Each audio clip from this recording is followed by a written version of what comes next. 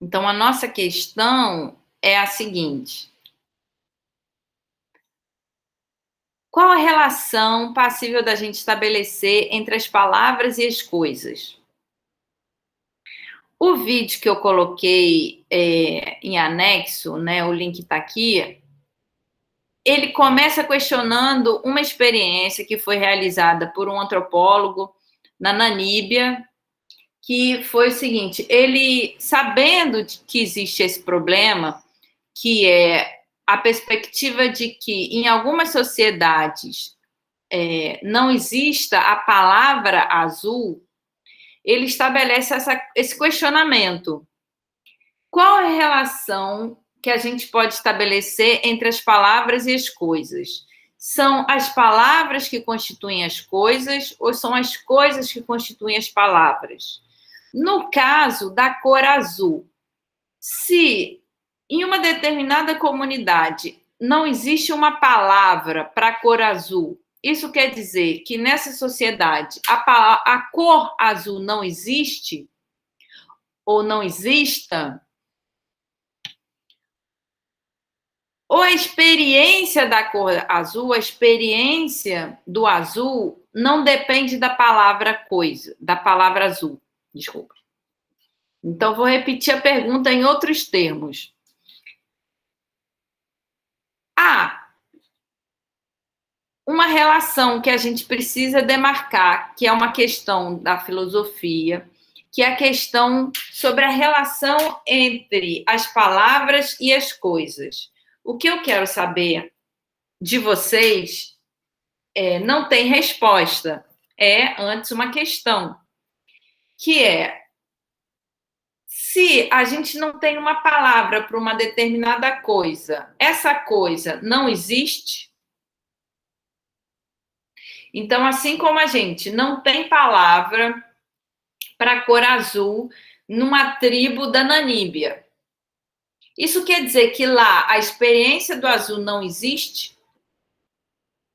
O que um antropólogo fez foi o seguinte: ele pegou, foi lá na Namíbia, colocou a tribo da Namíbia diante de 12 quadros. Eram 11 quadros verdes e um azul. A comunidade em que a palavra azul não existe, eles não conseguiam ver qualquer diferença entre os quadros verdes e os quadros azuis. Quando eles foram perguntados sobre qual a diferença, se eles viam diferença entre os quadros verdes e os azuis, eles falaram que não tinha diferença. Ou seja, eles não conseguiam ver a diferença.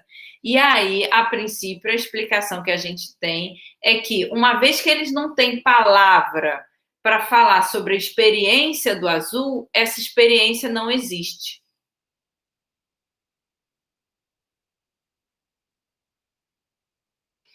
E aí, quando a gente retorna para essa questão sobre a relação entre as palavras e as coisas, é um pouco surpreendente.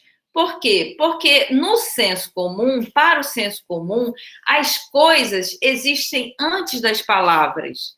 Então, assim, quando eu estava dando essa aula, na última vez que eu estava dando essa aula, eu tive uma aluna extremamente surpreendida e com dificuldade mesmo. A dificuldade que ela teve, eu trago para vocês também, para vocês me ajudarem a pensar se é preciso a gente superar essa dificuldade ou não. Se vocês sentem essa dificuldade também ou não. Qual era a dificuldade? A aluna, ela se estabelecia, digamos, do ponto de vista do quarto dela. Eu não sei se vocês estão no quarto de vocês, se vocês estão na sala, se vocês estão na varandinha, ou se vocês estão na rua. Mas eu convido vocês a refletir. Uma vez que vocês estão nesse ponto de vista que vocês estão, e aí vocês são questionados sobre a relação entre as palavras e as coisas, o que vocês imediatamente fazem? Vocês olham as coisas, né? Vocês olham as coisas e falam: bom, as coisas estão aí, eu posso nomear as coisas ou não. Não depende do meu ato de nomear as coisas a existência das coisas. Então, esse é o, digamos, padrão do senso comum. A compreensão de que as coisas pré-existem ou pré-existam ao ato de eu nomear as coisas. Tudo bem até aí?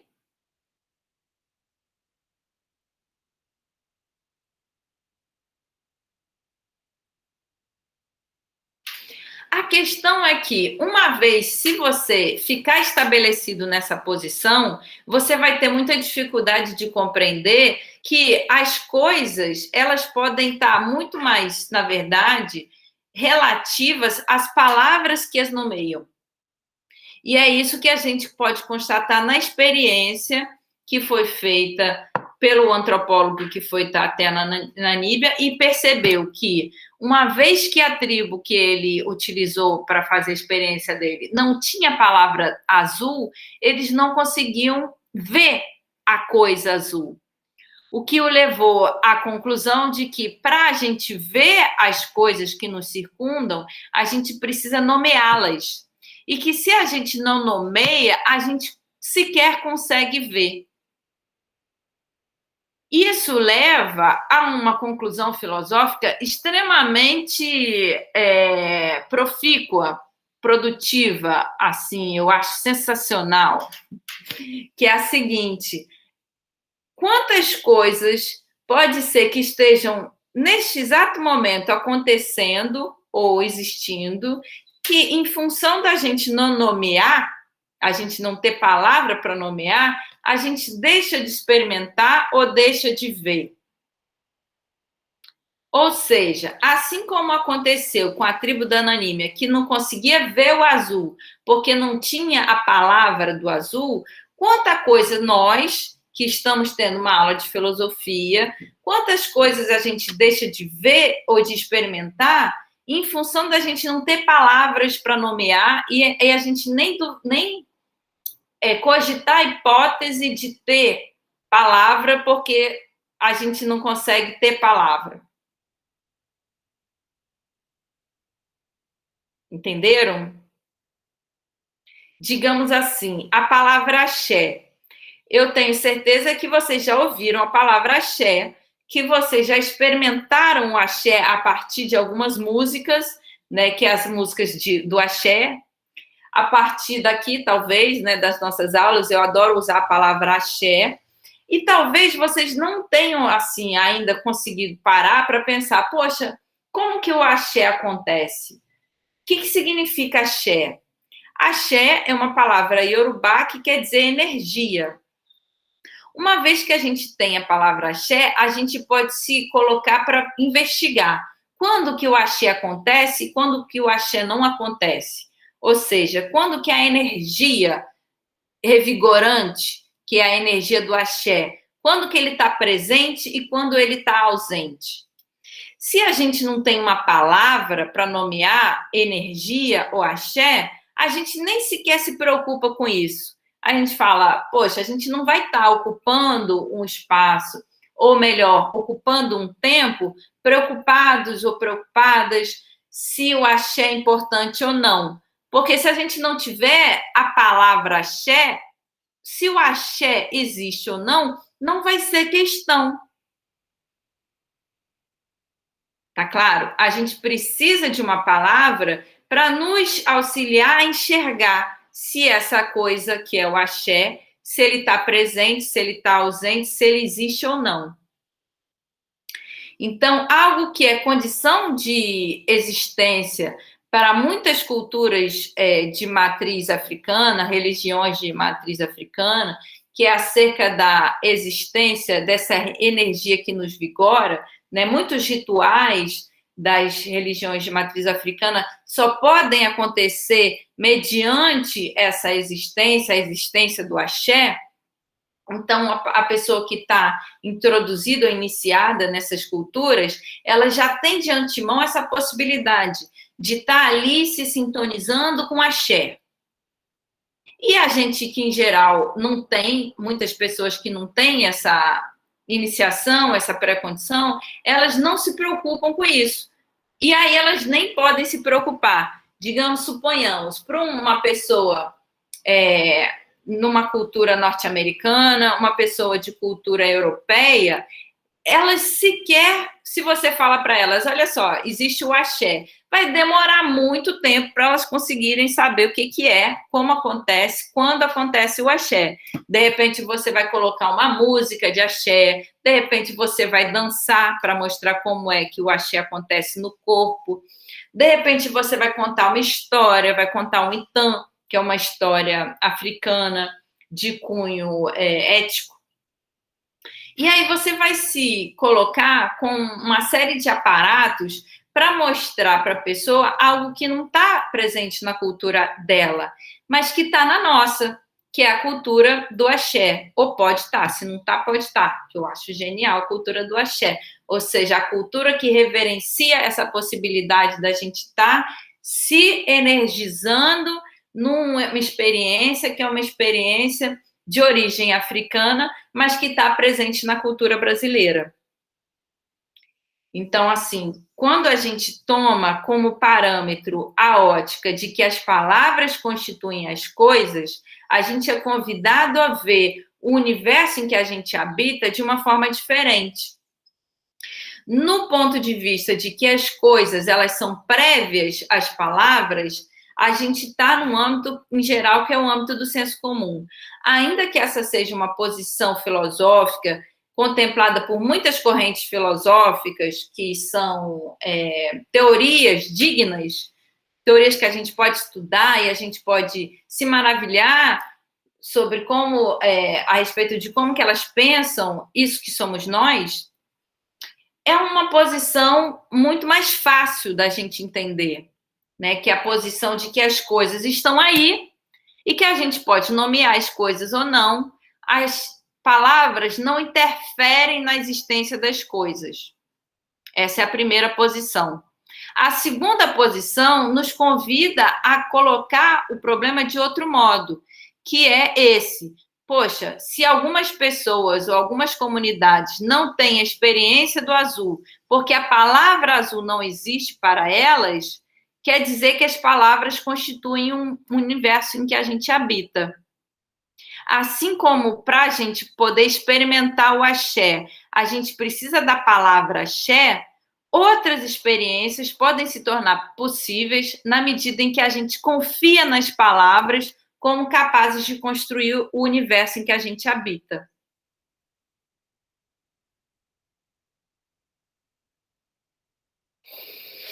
Então, assim, o que a gente pode pensar é de que modo as experiências que a gente vive, elas estão condicionadas pelas palavras que a gente utiliza para experimentá-las.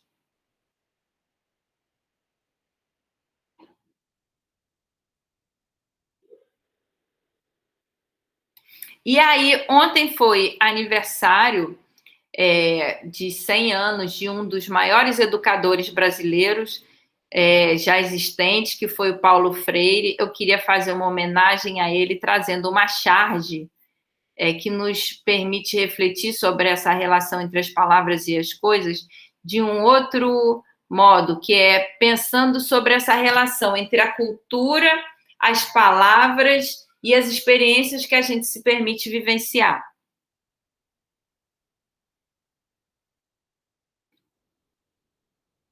A charge, alguém quer ler?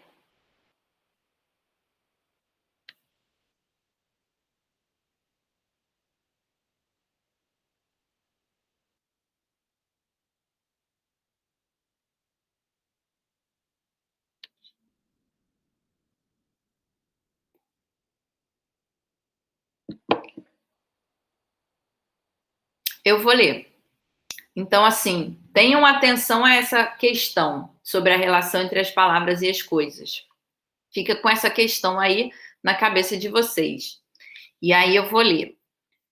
É preciso diminuir a distância, falou o menino de roupa azul, entre o que se diz, a palavra, e o que se faz, a prática. Até que, num dado momento, a tua fala, a palavra, seja a tua prática, o que você faz. Então, o menino, ele está digamos assim, fazendo elogio, né?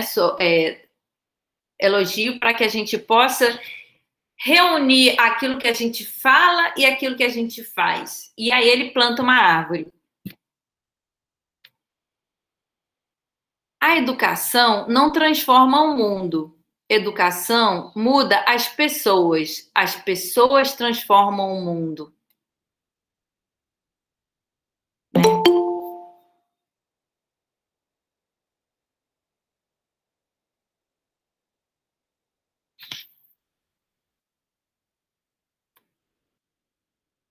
A educação não transforma o mundo. A educação muda as pessoas. As pessoas transformam o mundo.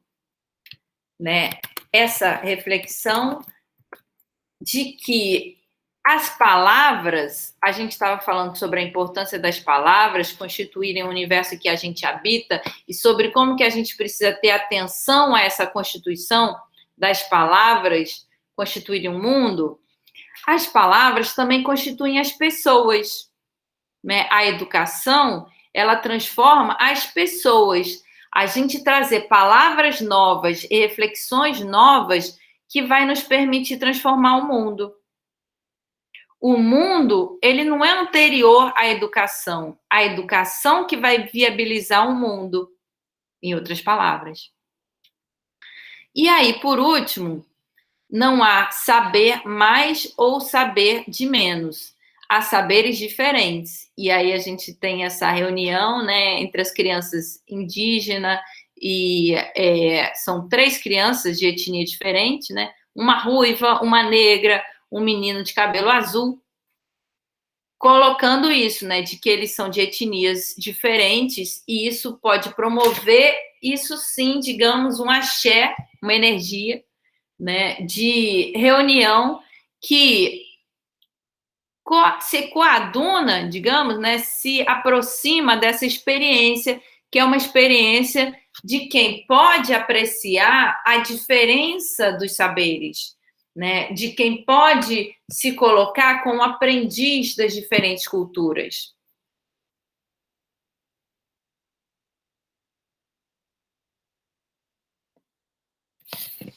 Então, assim, a gente trouxe essa perspectiva de que, em geral, a gente toma as coisas como anteriores às palavras e a gente está trazendo... Bom dia, Guilherme. A gente está trazendo uma série de experiências realizadas já que nos convidam a ver o problema sob a ótica oposta, né? Sob a ótica de que são as palavras que constituem as coisas. Na charge do Paulo Freire, a gente tem essa constatação de 3 formas diferentes. Né? O personagem, primeiro, ele está colocando ali que, em geral, existe uma distância entre o que a gente diz ou as palavras que a gente usa e a nossa prática. Então, por exemplo, você pode até fazer aquele elogio da ecologia, você fala que é preciso plantar-se árvores, mas você próprio não planta árvore. Ou então você faz elogio da possibilidade de fazer reciclagem para a gente revolucionar o mundo e você mesmo não faz reciclagem. Existe uma diferença entre o que se diz e o que se faz.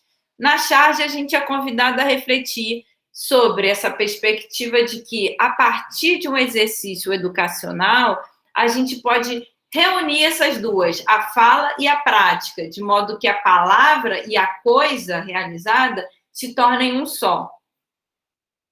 No segundo cartoon, no segunda charge, a gente vê essa colocação, essa reflexão do Paulo Freire sobre a questão de que, quando a gente tem esse discurso de que a gente precisa mudar o mundo, às vezes a gente mudando a gente mesmo, a gente consegue realizar isso que antes era apenas uma utopia, né? Mudar o mundo, mas a gente consegue mudar o mundo na medida em que a gente muda a gente mesmo. Né? De uma forma simples. Eu acho que a gente pode, a partir do momento que a gente realiza o valor das palavras e a gente se apropria ou deixa de se apropriar por novas palavras, a gente muda o mundo. É tão lindo, né? Eu acho tão lindo. E aí, na última charge, a gente é convidado a ver essa perspectiva de que, por exemplo, a gente tem no Brasil, sobretudo, né, mais de 300 etnias indígenas. Cada uma dessas etnias fala uma língua diferente.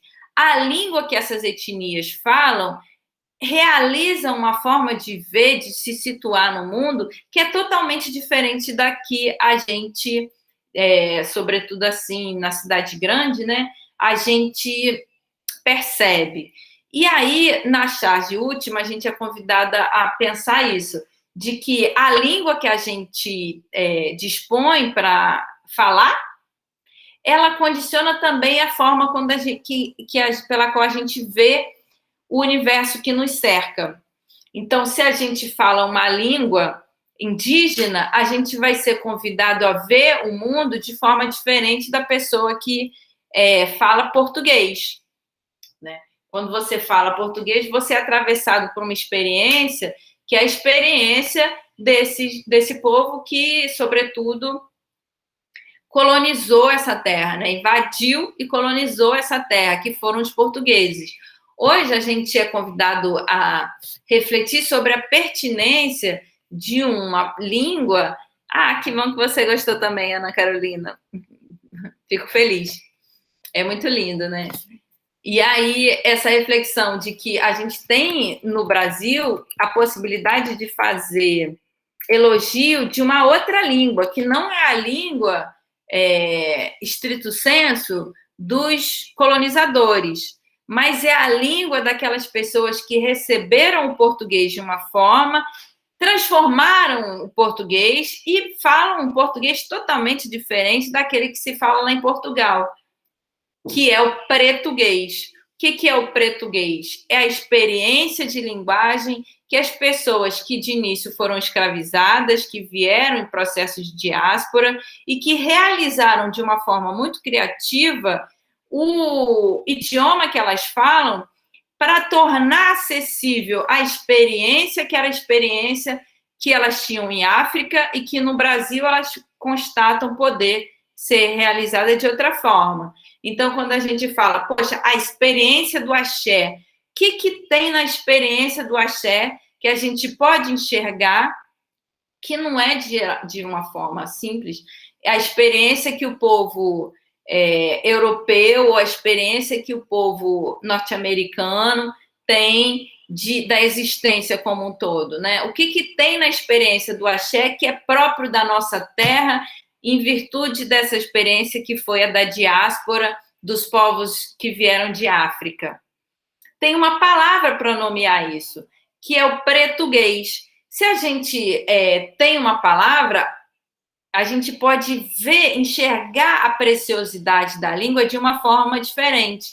Aquilo que até a década passada, digamos, era tomada como erro, né, que é a forma de falar, digamos que com acento, às vezes utilizando, por exemplo, do plural de uma forma equivocada, do singular de uma forma equivocada. Nós vai, né, quando a pessoa humilde, ela fala, nós vai fazer isso, ou vamos, no sentido outro, né, nós vai fazer isso, né, se a gente falar com uma certa musicalidade, a gente permite enxergar naquela fala uma experiência que é uma experiência da pessoa humilde, mas que tem uma sabedoria.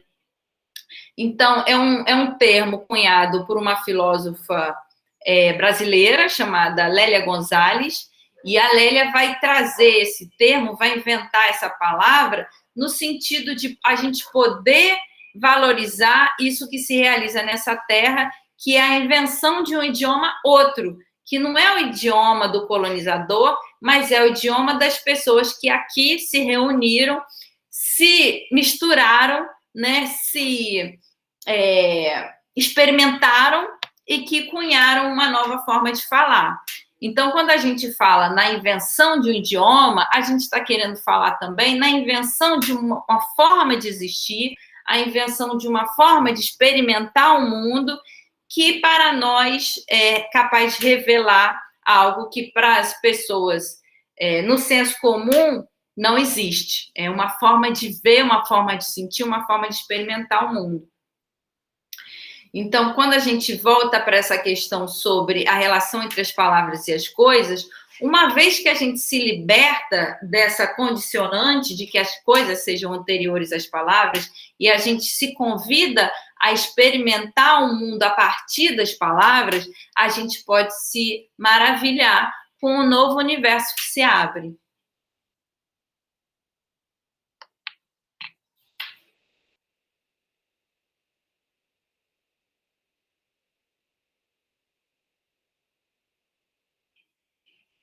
Mas o problema continua, né? Não é uma simples colocação assim. Por quê? Porque digamos, o axé gerado pela reflexão filosófica, ele se mantém na medida em que a gente se convida mesmo a pensar. Então, vamos nos convidar a ver o problema de uma outra forma. Quando eu coloquei o problema de início, qual é a relação entre as palavras e as coisas? Imediatamente, a gente é convidado a colocar o seguinte: poxa, tem as coisas, né? Tem as coisas, e depois que a gente coloca as palavras nas coisas, né? Isso, assim, de uma forma imediata. Bom dia, Gabriel. Bom dia, professora. E aí, bom te ver por aqui. Estava sentindo a sua falta. Não, eu também estava com saudade da senhora. Então, assim, a gente está tratando de uma questão que é uma questão bastante interessante, que é a relação entre as palavras e as coisas. Em geral, a gente toma as coisas como pré-existentes às palavras, né? Quando a gente é convidado a pensar, qual a relação entre as palavras e as coisas? A gente, a princípio, toma as coisas como dadas, as coisas como existentes, e a gente fala, poxa, então existiram as palavras para nomear as coisas depois das coisas. O que a gente está tentando promover nessa aula é uma reflexão sobre a posição oposta, a posição que coloca que, na verdade, o universo em que a gente habita, ele é constituído pelas palavras. E aí a gente tem uma série de experiências que a gente está realizando para poder ver essa situação. Então, assim, além das que a gente já falou, essa aula está gravada, eu vou disponibilizar no meu canal. Além das que a gente já colocou, tem uma que eu acho genial, que é assim. Em geral, justamente, quando a gente para ter essa reflexão filosófica, a gente é condicionada pela própria forma como a história da filosofia coloca essa questão. Então, no universo, por exemplo, da filosofia socrática, essa questão é colocada da mesma forma. Qual é a relação entre as palavras e as coisas? O Sócrates coloca. Bom, vamos pensar. E aí a gente começa pensando a partir do tempo, que é o tempo imediato em que a gente está refletindo, né? A gente pensa o ser, a totalidade, além das coisas, né? Porque, como a gente já colocou, a filosofia ela começa refletindo sobre a totalidade. Então a gente pensa, poxa, a totalidade, como ela acontece? E aí a gente é convidado a pensar, a palavra totalidade, ela dá conta da totalidade? Quando eu falo totalidade, eu falo totalidade mesmo ou eu utilizo de uma falácia? Ou seja, eu pego uma palavra que eu nunca vou conseguir... a palavra nunca vai conseguir abarcar aquilo que ela nomeia, mas eu ainda assim utilizo aí digamos, melhor do que falácia, de uma licença poética, né, para tentar dar conta do problema que é se eu posso ou não dar conta, né, se eu posso experimentar a totalidade a partir da palavra totalidade, ou se eu permaneço sempre aquém dessa possibilidade, né? Se eu falo totalidade, eu sou eu, professora Fabiola, nomeando totalidade. Uma outra coisa é vocês terem a experiência da totalidade. Essa posição que coloca que a palavra totalidade, ela nomeia algo que não é alcançável pelaquilo que nomeia, é uma posição que a gente chama de relativista.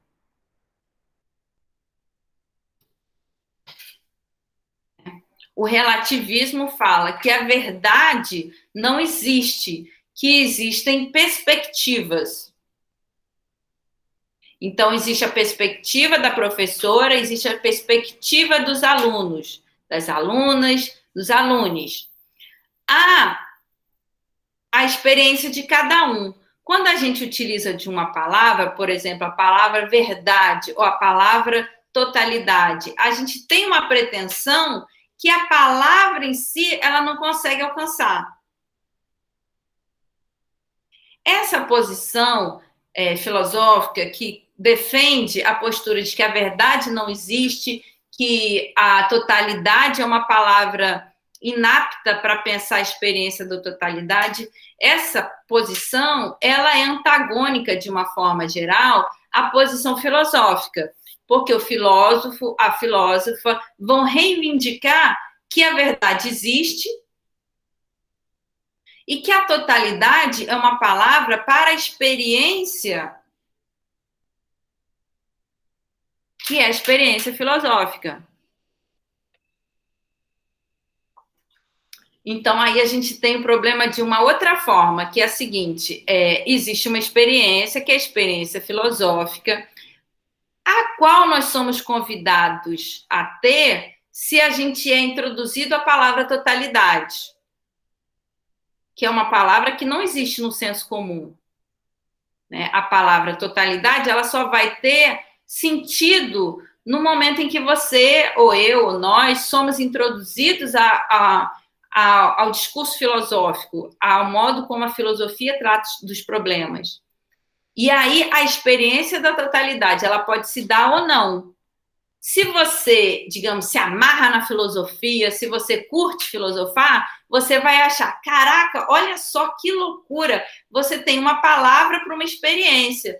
E se você se deixa tomar pela experiência da totalidade, você acha maravilhoso. Poxa, tem uma experiência que é uma experiência maravilhosa, que é uma experiência de desvelamento da verdade, que só acontece mediante isso, esse acontecimento, que é o acontecimento de se deixar tomar pela totalidade, que é sensacional. Você, poxa, a totalidade é maravilhosa. Mas é uma experiência que pode acontecer ou não. Se a experiência não acontece, aí a gente tem que tomar outras estratégias como dianteira daquilo que a gente está fazendo aqui. Mas se a experiência acontece, aí a gente pode ser convidada a ver o problema de uma forma ainda mais ampla, que é o seguinte, em geral, quando a gente fala o ser, a gente se deixa tomar por esse acontecimento que é o do ser imediatamente, ou seja, no instante em que acontece. Então eu falamos, né? Ouvimos, a gente ouve a totalidade, a palavra totalidade, e a gente é convidado imediatamente a ouvir a totalidade, que é outra experiência. Então, vamos ouvir a totalidade.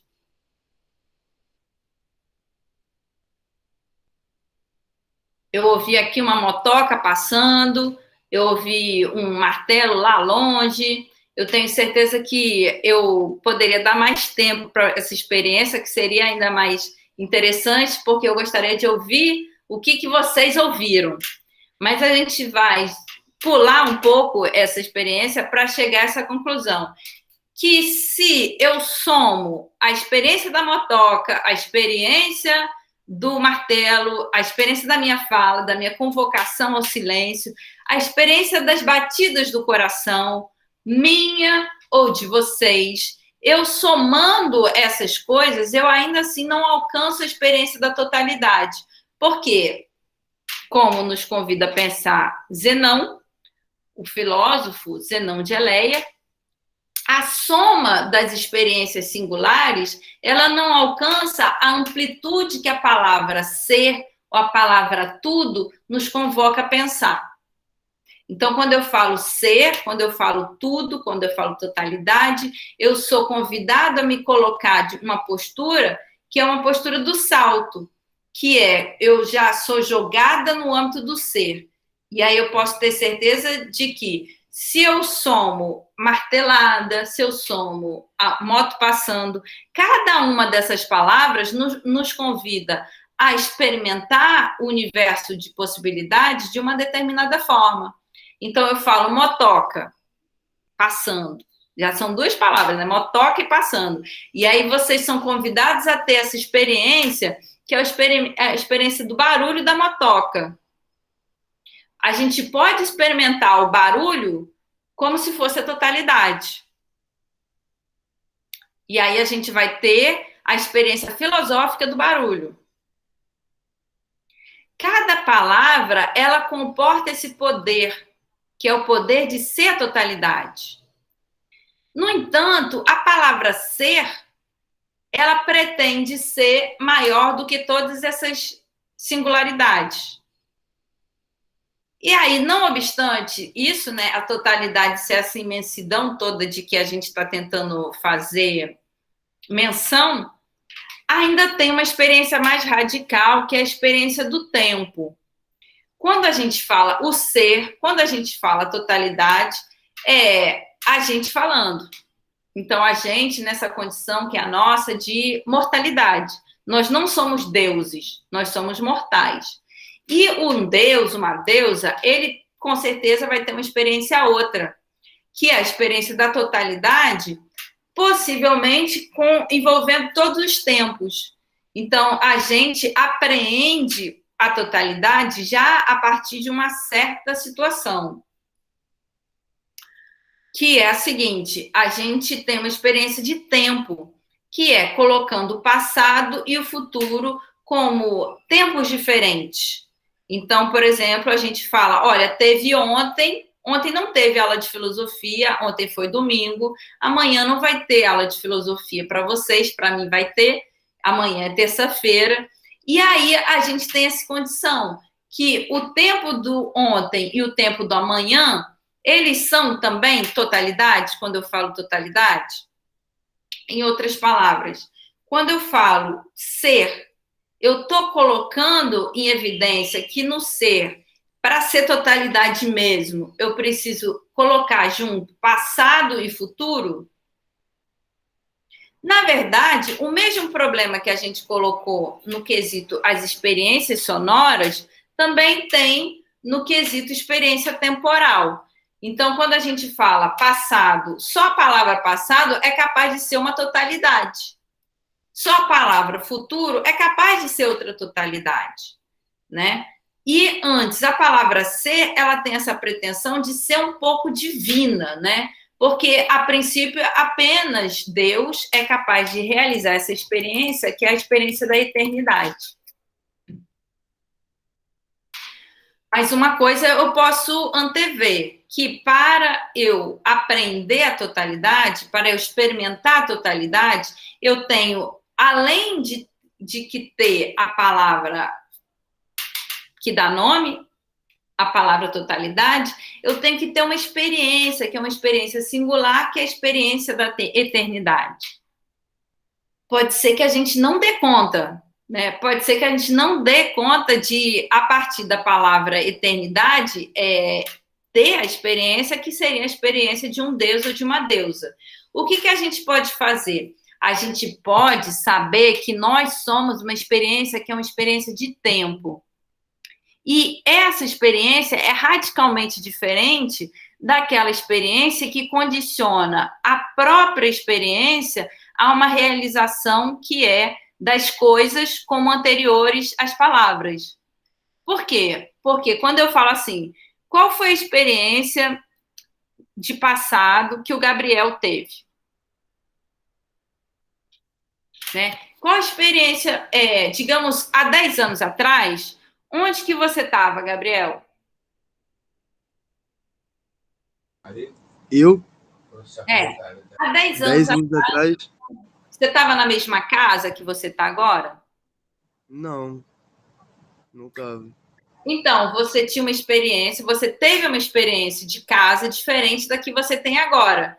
Para você alcançar a experiência que você teve antes, o que que você pode ter? Você pode ter uma foto,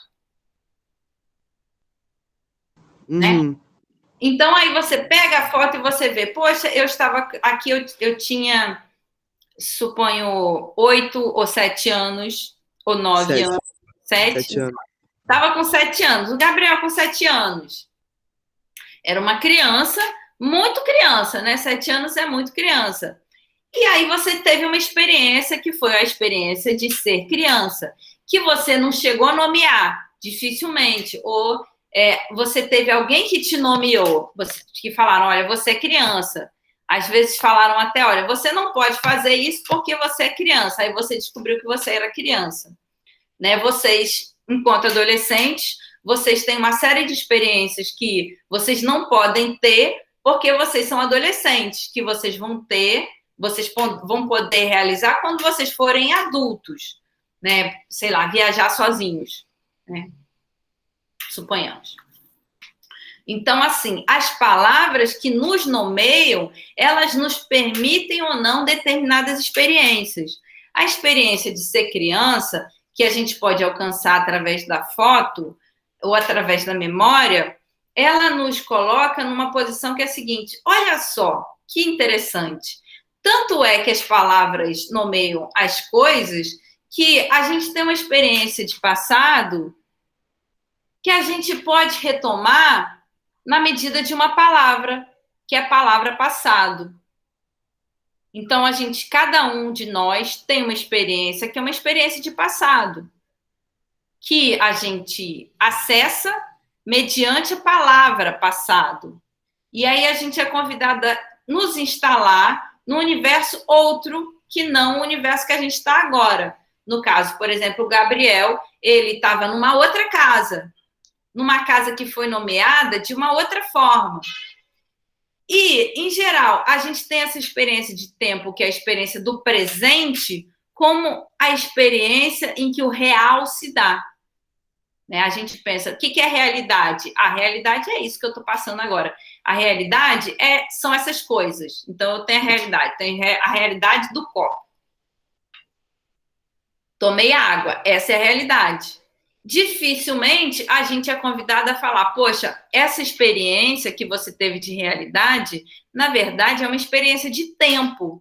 Então, eu tive o tempo de pegar e tomar uma água.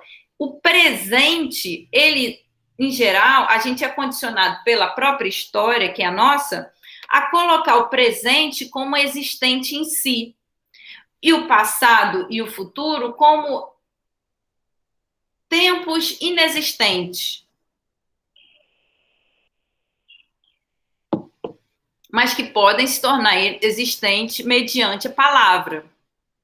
Então, teria, assim, uma coisa passado e uma coisa futura que não pode ser conhecida, né? Porque se você vai tentar conhecer o futuro, é sempre na ordem da possibilidade, não é algo já realizado, né? Vocês têm uma série de elementos que podem nos levar a pensar o futuro. Por exemplo, vocês estão se formando no ensino médio. Olha que maravilha! Vocês vão ser formados no final do ano, se tudo correr bem, e eu rezo para que tudo ocorra bem. Se depender de mim, vai acontecer. Vocês vão se formar, e aí vocês vão ser formados. Tem uma palavra para nomear isso. Vocês vão ser formados. Agora, pode não acontecer, né? Pode acontecer não sei, tudo pode acontecer, né? Amanhã vocês levantarem e acontecer um desastre no mundo todo, acontecer um hecatombe não é a palavra certa, acontecer o apocalipse, que é uma palavra para nomear algo que não é o desastre ecológico, mas suponhamos, acontece um desastre ecológico e aí vocês não se formam. O sentido presente nessa palavra, se formar, pode perder todo sentido de uma hora para outra, mediante uma experiência que é uma experiência que quebra a experiência de coisa se formar que a gente tinha até então, a expectativa melhor dizendo, dessa realização fantástica que é vocês poderem se formar. Então, assim, a gente pode dizer que a gente antes de mais nada, aquilo que nos acontece mediante o tempo. Então, a expectativa de se formar é uma expectativa que é uma palavra, né? A gente tem digamos assim, tem uma palavra boa para colocar isso? É uma situação linguística que um filósofo chamado Wittgenstein, filósofo considerado assim, um filósofo difícil, né, de Wittgenstein, porque eu nunca estudei o Wittgenstein, na verdade. Talvez não seja tão difícil quanto eu acho. Wittgenstein.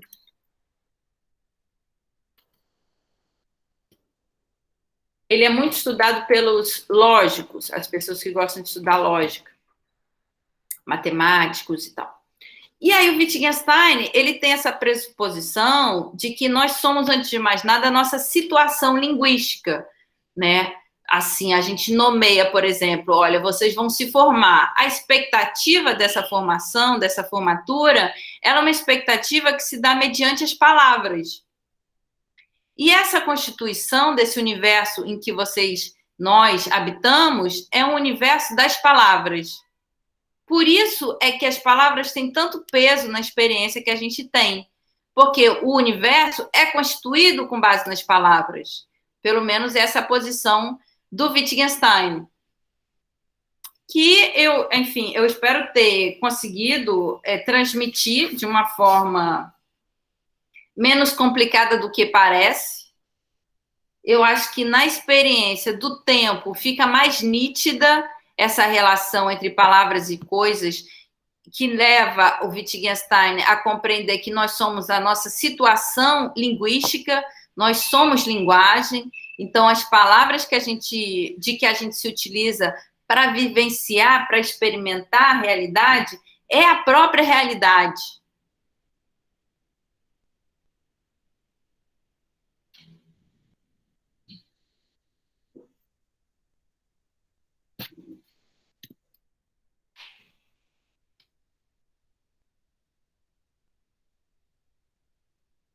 E aí eu queria convidar vocês a pensar com base num vídeo, que é um vídeo que coloca que existem determinadas palavras e determinadas formas de se colocar no mundo que compreendem que a gente possa ter a experiência, que é a experiência do amor.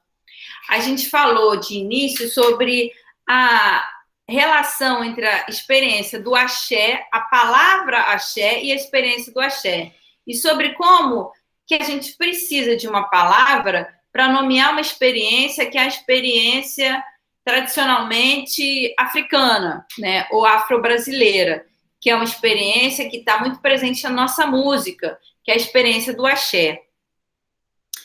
Na linguagem da ciência, que é o tema também das nossas aulas desse semestre, né, a gente vai colocar em questão o que é a ciência, como que o discurso científico se realiza, quais são as pré-condições para a gente dizer que algo tem o caráter de científico ou não, né? Quando a gente fala, olha, isso aqui é ciência, ou a gente fala, isso aqui não é ciência, do que a gente precisa para ter essa experiência?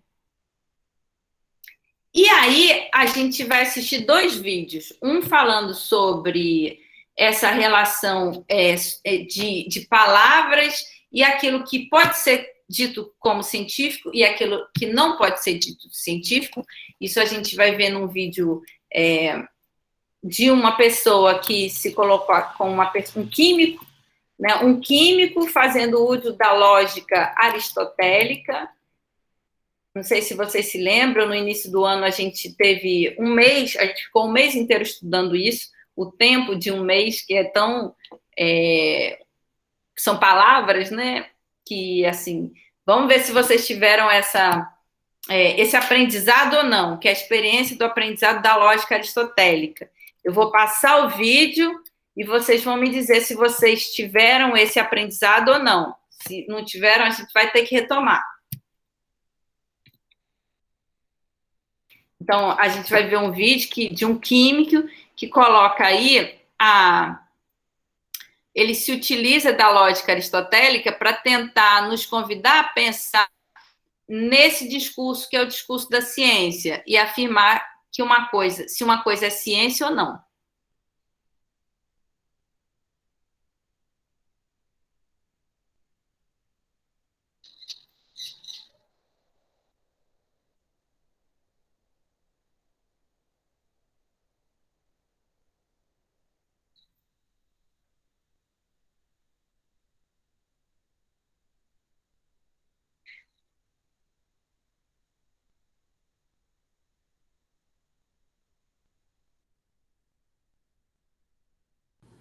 Quando a tentativa de fazer um raciocínio lógico falha, por algum motivo involuntário, é chamado de falácia e pode ser divertida. Como, por exemplo, Deus é amor. O amor é cego. Stevie Wonder é cego. Logo, Stevie Wonder é Deus. Disseram para mim que eu não sou ninguém. Ninguém é perfeito. Deus é perfeito. Logo, eu sou Deus. Mas se Stevie Wonder é Deus, então eu sou Stevie Wonder? Oh, não. Então eu sou cego.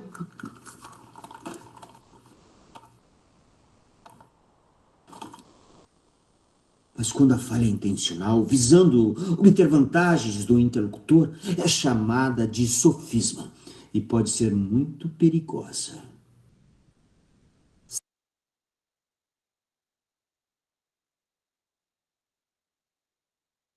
E pode ser muito perigosa.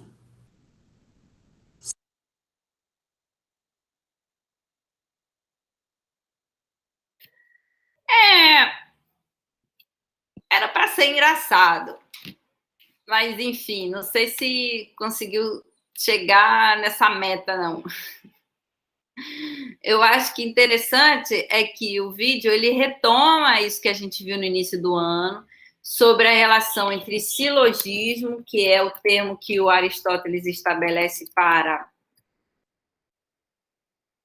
pensar a relação entre premissas e conclusão. Então, a gente tem duas ou mais premissas, a premissa maior, a premissa menor e a conclusão.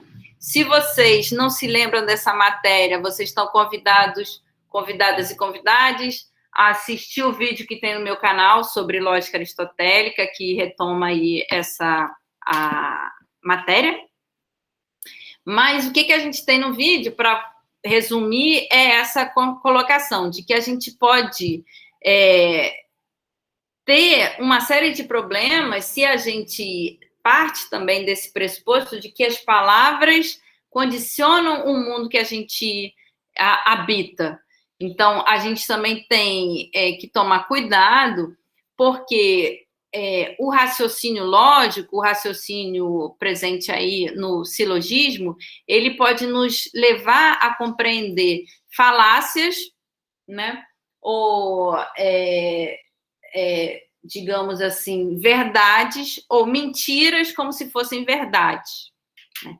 Então, a personagem que está falando, ela não é Deus nem Stevie Wonder, mas ela foi levada a compreender que é Deus e que é Stevie Wonder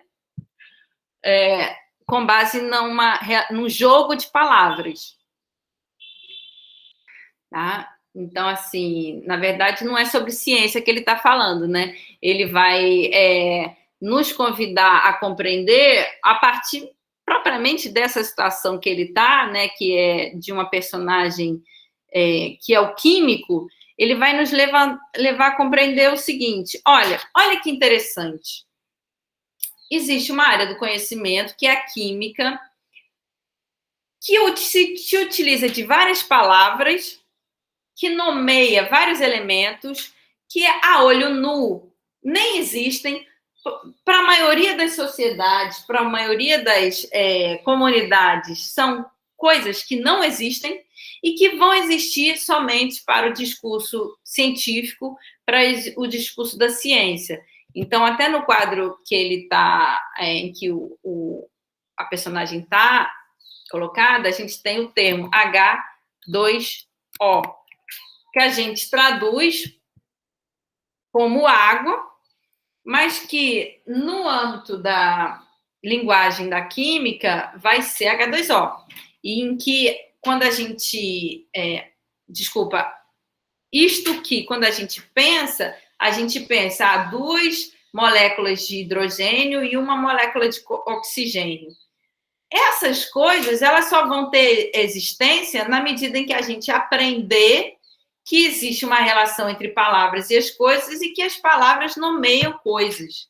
Senão, não vão existir, né? A gente não consegue enxergar a olho nu o hidrogênio, tampouco o oxigênio. A gente só vai entender que essas coisas existem mediante a compreensão de que existem relações, que o nosso universo é um universo de relações químicas e que essas relações químicas, elas têm consequências, elas têm efeitos. Então, se a gente misturar água, as moléculas de água com as moléculas de um ácido, por exemplo, vocês vão ter a oportunidade de ver uma experiência química que vai acontecer, mas porque antes a gente teve essa oportunidade de compreender a relação entre as palavras e as coisas. De outra forma, pode ser que na natureza essas relações estejam acontecendo sem que a gente se dê conta, sem que a gente saiba, sem que a gente se dê conta de que elas existem. E na filosofia, a gente é convidado a saber qual a relação, né, entre essas palavras e essas coisas que são da química, do elemento químico. A gente vai assistir agora mais um vídeo que coloca o seguinte, coloca a relação de existência entre um elemento também lido a partir da ótica da química, que é o elemento ocitocina. Também para a maioria das comunidades, a ocitocina não existe. No universo da ciência, do vocabulário da ciência, a ocitocina é o hormônio que causa alegria. Então, quando a gente começou falando sobre o axé, talvez, se a gente estivesse conversando aqui com um cientista ou um químico, ele ouviria a palavra axé e, ao invés de compreender aquela experiência dos povos afro-brasileiros, que é uma experiência única, que envolve aí toda uma relação de jogo da alma, propriamente, né, de uma ritualística, ele ouvisse, pode ser que ele ouvisse a experiência que tem lugar na ocitocina, com a ocitocina, que o nosso corpo produz ocitocina quando a gente está feliz. Então, a gente está feliz, a gente produz ocitocina. Ou a gente produz ocitocina, a gente fica feliz. É a mesma questão de outra forma, a partir de uma outra ótica, a partir de uma outra experiência. Então, assim, a gente está, aos pouquinhos, trazendo palavras que são palavras do universo da ciência para traduzir experiências que são experiências de cunho filosófico. E depois poder verificar, olha só, será que as palavras de que a gente se utiliza na ciência, elas são capazes de traduzir experiências que são experiências de cunho filosófico?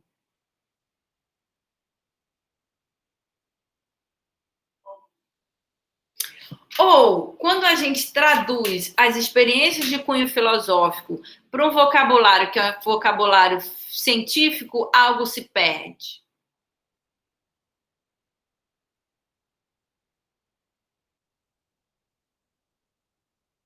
No caso do vídeo que a gente acabou de assistir, desse personagem, o cientista maluco, ele coloca aí que as palavras, elas podem nos levar a compreender falácia como realidade, ou sofismas que ele coloca aí como falácias intencionais, ou seja, você tem a intenção de mentir, e você mente, e aí você faz um sofisma, porque você quer persuadir alguém de alguma coisa.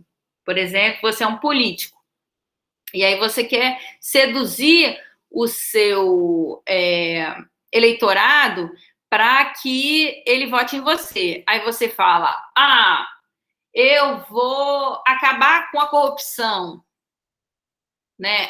Porque eu sou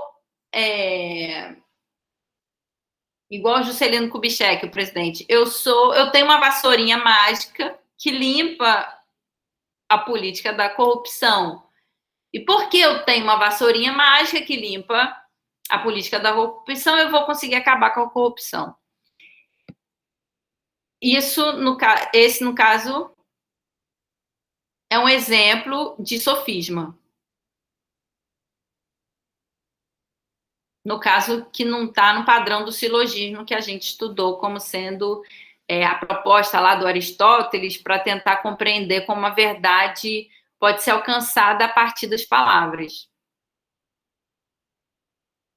Então, assim, agora a gente vai pensar o seguinte, será que a experiência que se realiza no âmbito da ciência, ela é desejável para o nosso modo de se localizar no mundo?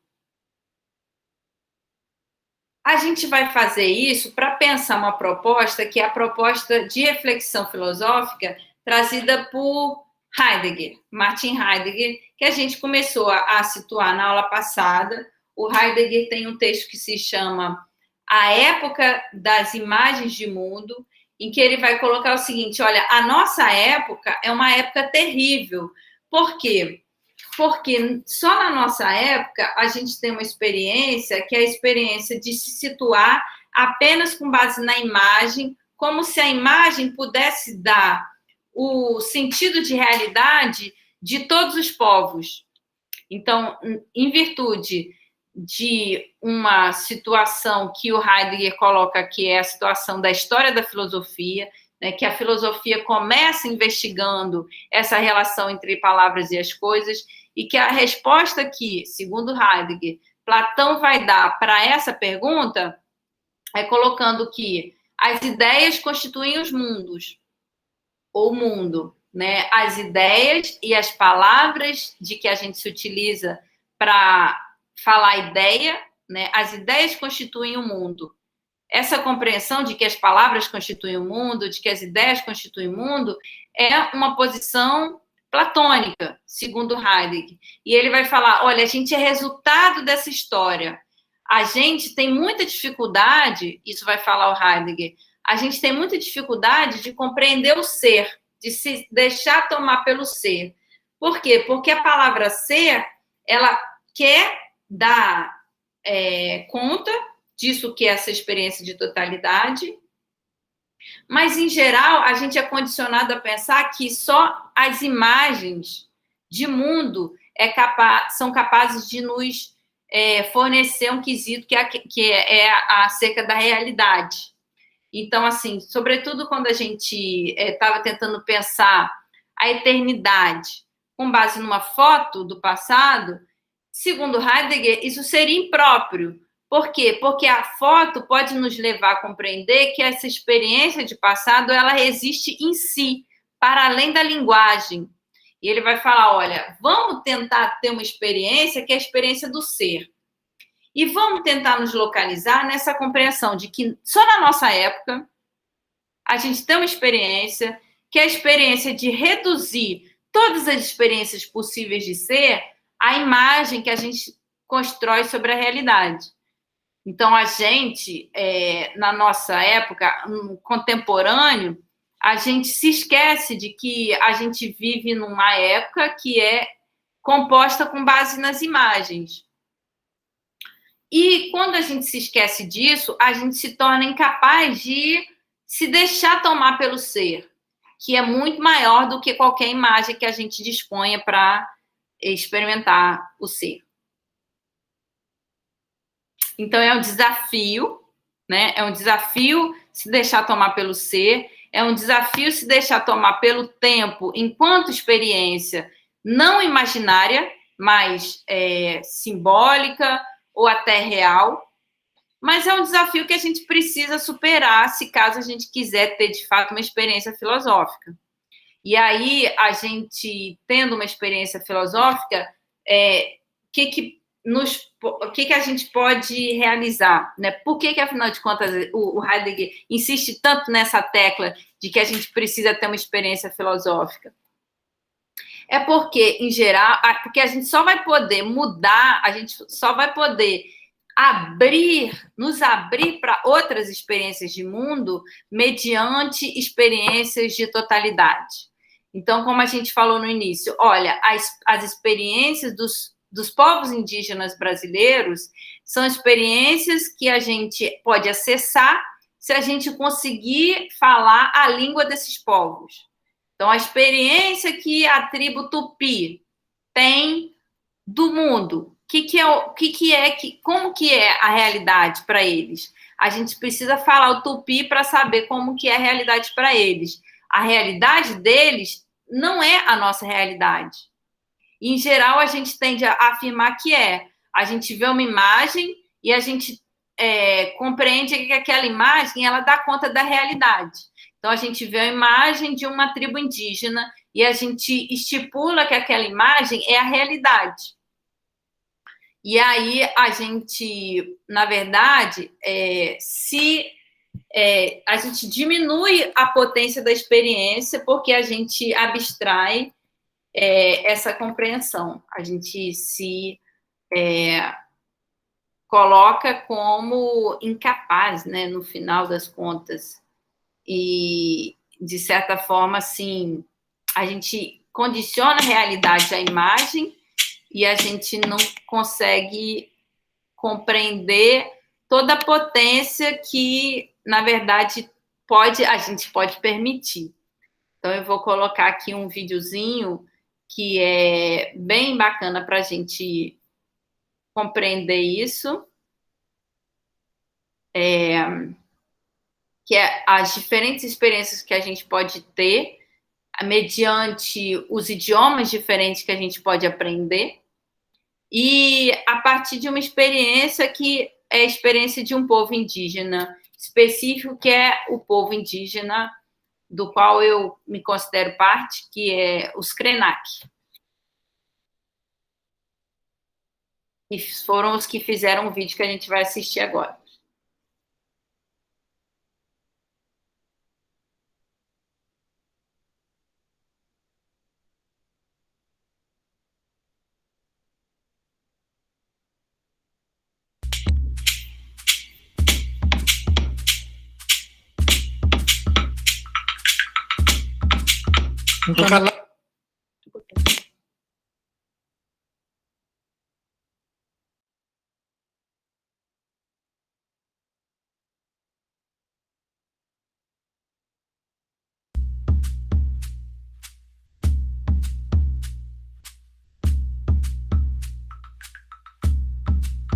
Um canal de transformação que leva a vida de uma forma a outra.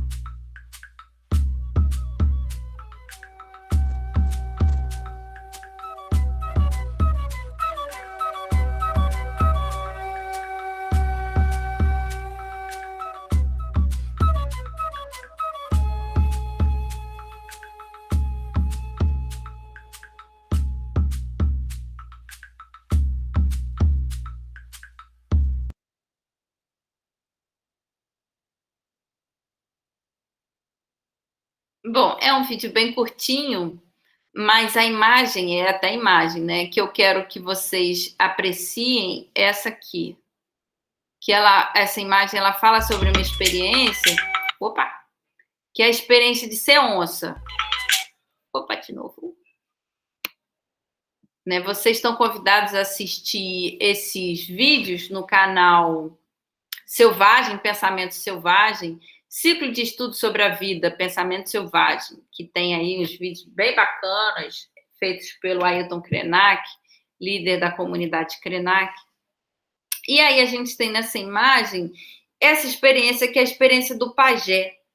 o pajé, no caso aqui, ele está dentro da onça. Os Krenak, assim como toda a tribo indígena, toda a experiência de pajelança, que é a experiência do pajé, compreende que a gente é não apenas a imagem, ou seja, a gente não é apenas a pele. A gente está agora, por exemplo, eu estou na pele de professora, mas assim como eu estou na pele de professora, eu posso estar na pele de uma onça. No caso, esse desenho pretende contemplar a experiência que é ser uma onça. Nós, seres humanos, nós podemos ser na pele de onça, mas podemos ser onça, a alma da onça. E aí é uma experiência extraordinária, né? Talvez a palavra ser onça não dê conta da experiência que deve ser incrível, que é a experiência de ser onça. Você ser um animal deve ser genial. E aí, para terminar a nossa aula, eu quero convidar vocês a assistir o vídeo que eu falei que ia colocar, que é o vídeo sobre a ocitocina, para saber se a ocitocina, enquanto hormônio, a palavra ocitocina, a palavra hormônio, elas dão conta de falar a palavra axé. Então, a ocitocina, na linguagem da ciência, é um hormônio que acontece mediante a ocitocina acontece mediante Você precisa de ocitocina para se alegrar, né? Para ser feliz, digamos assim, no amor, a experiência de amor, a experiência amorosa. E aí a ciência, de uma forma geral, ela compreende de uma forma muito reduzida essa questão, porque, digamos assim, a gente está falando que as palavras constituem o mundo e que isso é revolucionário, né? Que é genial você poder aprender o mundo de outra forma. Então, se você você aprende uma língua nova, você pode ter experiência de mundo totalmente outra. Em geral, a gente se impede essa experiência porque a gente está na linguagem do senso comum, a gente toma o mundo como prévio às palavras e aí a gente se impede de realizar essa experiência, que é a experiência de maravilhamento. Epa! Então, assim, o cuidado que eu estou pedindo para vocês terem é com relação a essa condição de que, sim, as palavras podem constituir o mundo, sim, é preciso que a gente tenha isso em vista, sobretudo no discurso da filosofia, que isso pode ser uma arma poderosa no quesito se precaver de ser tomada pela ignorância que em que nós nos mantemos no senso comum. Então, a poesia, o teatro, a música, o axé, tudo isso pode pode nos realizar de forma diferente. E aí a gente pode mudar o mundo se a gente aprende que isso é genial. Né? Que esse poder das palavras, a gente compreende esse poder das palavras de constituir o mundo como algo sensacional. E aí, ainda que perigoso, como falou lá o químico. E aí, agora a gente vai assistir um vídeo que nos convida a pensar de outra forma, que é tomando as experiências que têm lugar no nosso corpo. Então, assim, vocês são adolescentes. Em geral, no senso comum, vocês são tomados como seres que têm experiências hormonais diferentonas. Vocês vejam bem, eu não estou dizendo que isso não acontece, mas eu estou dizendo que isso é um discurso, é uma narrativa. Vocês podem aceitar essa narrativa ou não. Vocês podem compreender que isso de fato acontece com o ser de vocês ou não. Né? Vocês, pelo menos na filosofia, são convidados a compreender que uma experiência discursiva, vocês podem aceitar essa experiência discursiva como dando conta do que vocês são ou não. Ter essa possibilidade de escolha e não aceitar aquilo que nos é, de uma forma geral, imposta, né? Aquilo que nos é imposto, desculpa, é precioso. Acho que a Bel quer dar aula no meu lugar. Deixa eu abrir a porta para ela. Dá bom dia pro pessoal. Bom dia, pessoal!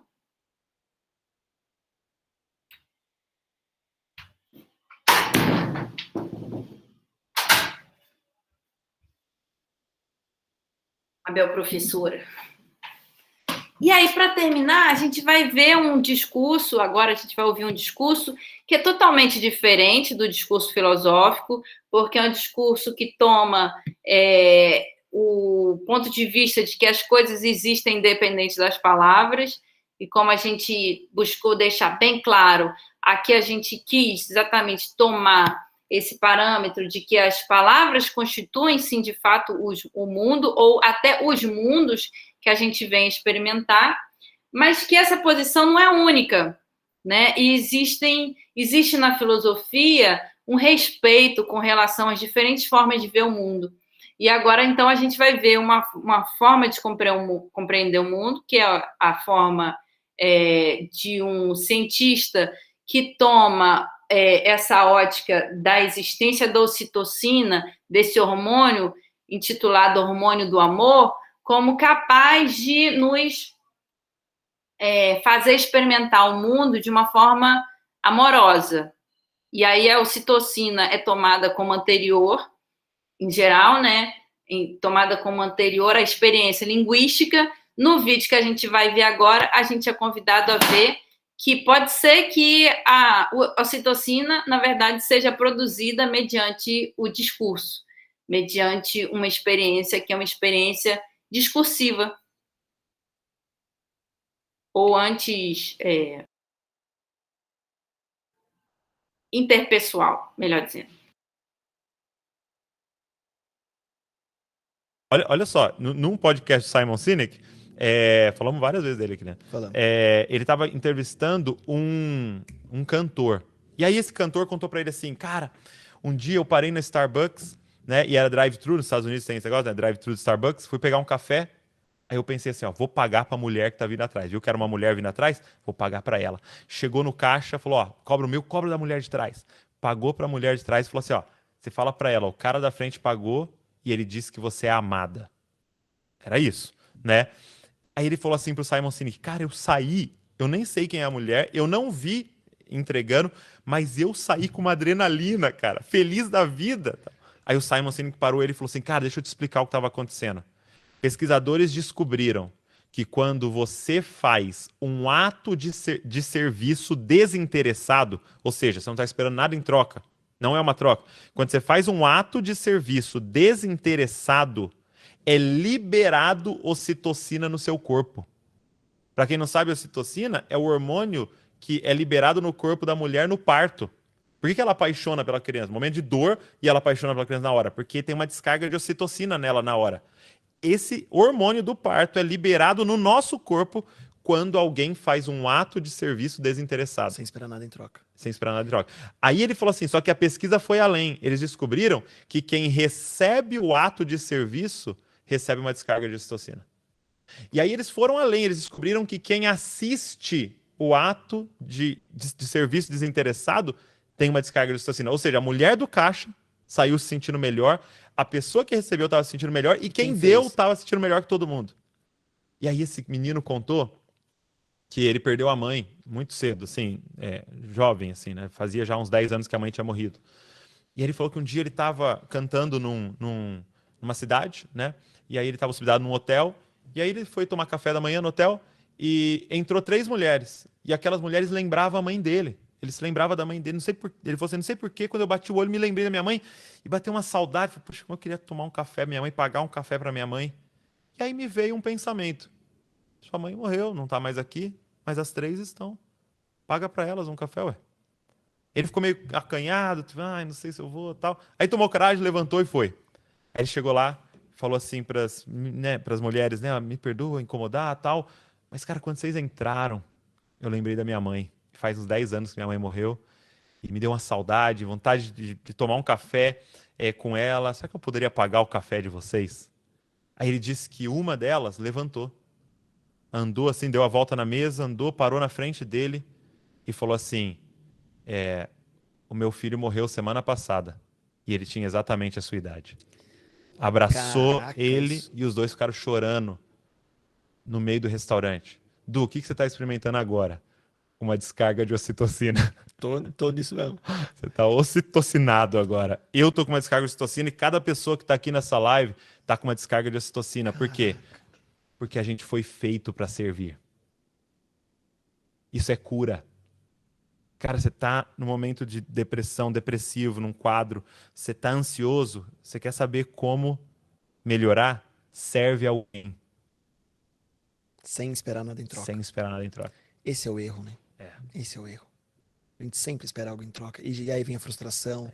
Eu fiz, Não, e a ele pessoa falou não nem fez igual, obrigado. falou nem obrigado. Quando Cara, precisar, faz. Melhor é dar do que receber, Jesus Faz. disse. Por quê? Porque, cara, você imagina Jesus indo por toda parte curando, quanta ocitocina ele experimentava por dia? Absurdo.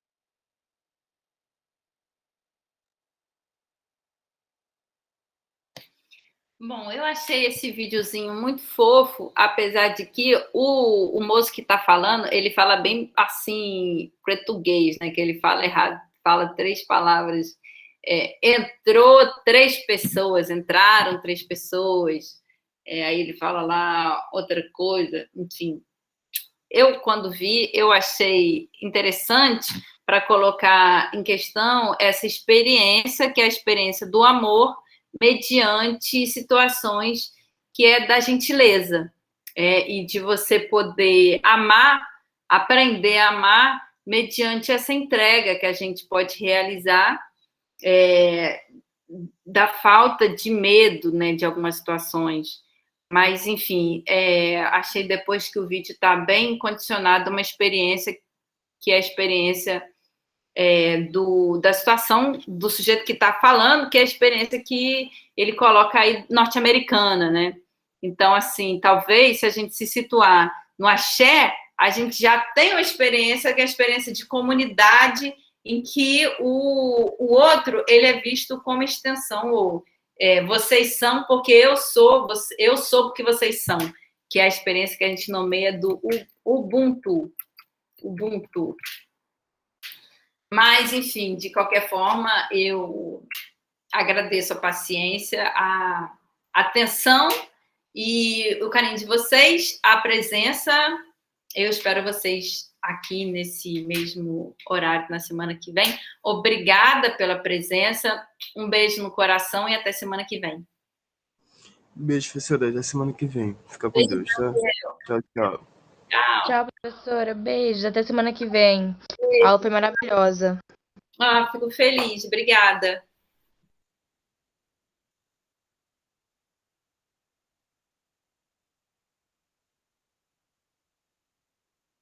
Mais um dia de aventuras de uma professora de filosofia.